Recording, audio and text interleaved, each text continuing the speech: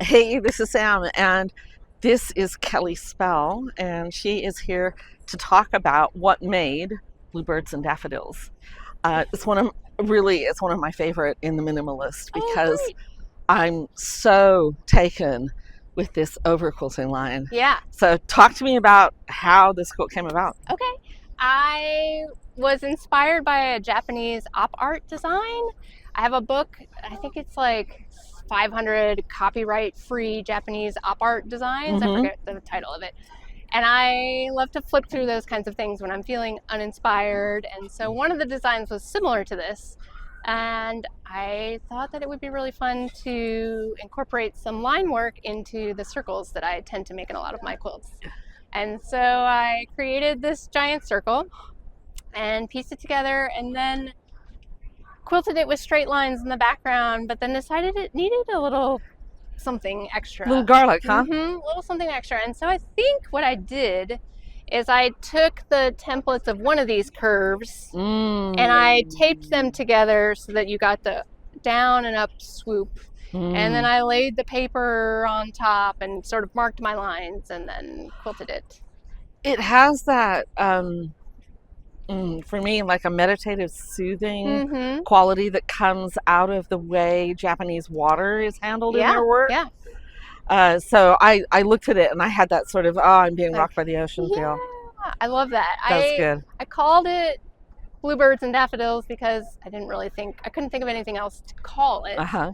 And I think when I started dyeing the fabric for this, it was January, and where I live in Tennessee in January, it's gray and wet and cold.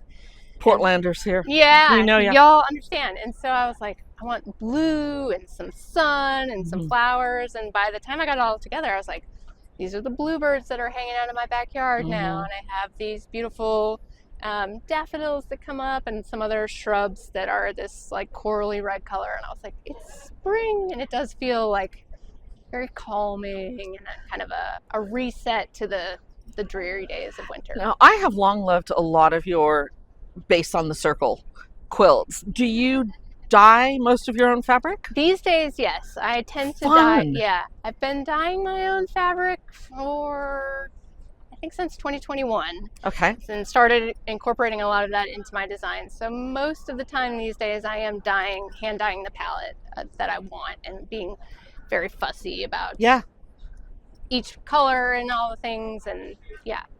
It's wonderful. Yeah, and Thanks. then I use this variegated thread. It's hard to see, but there's some variegated thread. The thread was a real pain in the butt.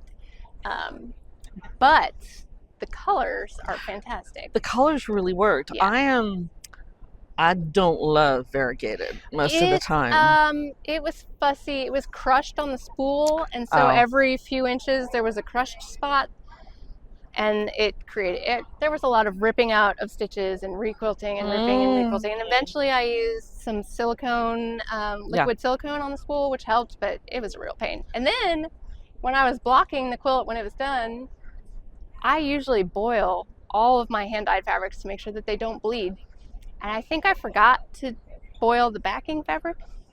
So then it was bleeding through the front of the quilt as it was blocking. And so I had to get it in the washing machine. Gallons of Synthropol later. Synthropol, like hot water and Synthropol, and just praying that the crappy tension of this variegated thread would hold up in the washing machine, and it did. It was fine. It tightened up beautifully. Yeah, it probably needed that, but yeah. It was an adventure from start to finish. It's wonderful. Yeah. Thanks for talking to us about it. Thanks, Sam. Appreciate it.